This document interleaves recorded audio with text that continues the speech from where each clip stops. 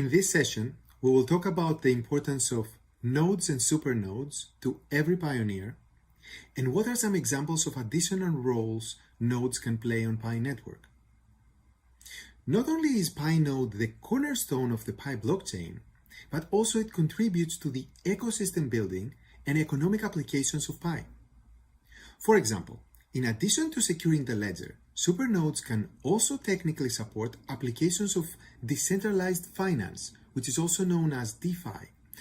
These applications are such as tokenization of real-world assets and tokenization of real estate. But today, we're going to discuss a little bit more on why the node software is important even in non-blockchain sense, and how Pi nodes and blockchain matter to pioneers who neither serve as supernodes nor as nodes. The original vision of the Pi node software was never just limited to operating and supporting the blockchain. Of course, the blockchain, as it secures the ledger of transactions, it is certainly the core and base layer of the decentralization of Pi network. But the benefits of building a user-friendly node software is having extensibility of the functionalities of the node and a large group of people who can contribute to the applications of the node software. So today we want to share a little bit more about the long-term strategy of the node software beyond securing the ledger. Let's look at the network currently. We have over 200,000 pioneers who downloaded and installed the Pi node software, and there are over 60,000 nodes active every day, out of which 40,000 appear to be actively managed, for example, updating to the latest version all the time. A portion of these nodes will become supernodes, depending on the selection process based on the hardware operating systems, network performance, and various metrics we have. But what is the core team's plan for the people who are running the Pi node software who are not necessarily supernodes or nodes responsible for maintaining the ledger? Actually, we have great expectations for them, and we are open to any suggestions that build on top of our thoughts. First of all, the desktop Pi application serves as a redundant interface for the mobile application interface. Not only does it provide desktop or laptop accessibility to the mobile application functionalities, for example, the chats, mining status, future uses of Pi applications, but it also serves as one important step to decentralization in regard to the centralized points of mobile apps stores. App stores have been one point of centralization in the Pi network ecosystem all along. Given the controversy about cryptocurrencies, app stores are particularly strict in reviewing applications related to cryptocurrencies. And we experienced their centralized control over the last couple of years while we were developing Pi network. For example, our mobile application had to go through very rigorous review cycles before it gets approved and later on to stay live. And we also saw other legitimate applications sometimes getting completely delisted from app stores for various reasons. We hope this will never happen to Pi, but shall the app stores decide to remove our application from their stores for any reason, the node software will be our backup plan to still maintain the functionalities, the community, and the organization of the network. By having our node software that contains the Pi application component, we de-risk the possibility of any potential failure in centralized app stores. Okay, apart from maintaining and securing the Pi blockchain, nodes can also allow individuals to share computing resources and get compensated for it. Such computing resources include processing power, disk space, and network bandwidth. Note that these are not our immediate plans, but they are all possibilities that will come further down the line. Let's look at these use cases one at a time.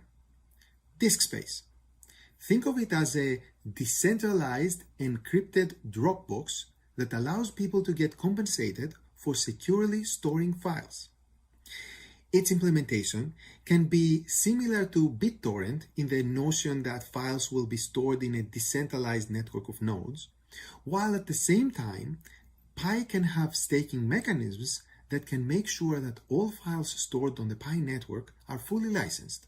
For example, if a file is found to be infringing someone's rights, the file's uploader could lose their stake. To put this in perspective, as a use case, the core team pays thousands of dollars every month to Amazon AWS for storing the Pi node software files so that pioneers can download them and install the Pi node. In the same manner, other websites and applications do the same. So instead of these websites paying Amazon, they could be paying that cost to pioneers, using Pi of course, thus creating a passive income opportunity to Pi node operators. Let's look at network bandwidth. This use case is also known as content delivery networks, CDNs, and it is how the internet is able to scale today. For example, the Pi application, like any other app or website on the internet, contains both graphics, images, videos, and media, and it needs to ask the server individualized questions. For example, what is my Pi balance right now? So while the individualized questions must reach a Pi database to be answered, the vast majority of the graphics and media are the same for all members and can be actually answered by a decentralized server near that person. So, for example, when a pioneer in Paris opens her app, the Pi logo comes to her from a server in Paris operated by our CDN provider, while her balance comes from Pi's database in San Francisco. This process helps speed up the application tremendously because the majority of the data can be delivered fast from a nearby data center or computer, and they don't need to travel long distances through the Pacific Ocean. And that's something that all major apps on the internet do. They use CDN to deliver their content. Once again, to put this in perspective, the core team spends thousands of dollars a month to our CDN providers. But for Pi Network, with a distributed node network, there should be no need for such an intermediary CDN when there's tens of thousands of pioneer nodes in every corner of the world. There's probably a pioneer closer to you than any of the CDN servers. There may be one in the same building that you are right now. What if Pi nodes could utilize their unused network bandwidth to function as a decentralized CDN? If we were able to create such a CDN marketplace for pioneers, they could be receiving additional passive income for operating their nodes. Let's look at processing power. Every computer has one or more processors. These are called CPUs. And those CPUs are mostly unused during the day and completely unused during the night when the person is sleeping. Think of your processor more like your car. It is mostly sitting in your parking lot waiting for you to use it when you need it.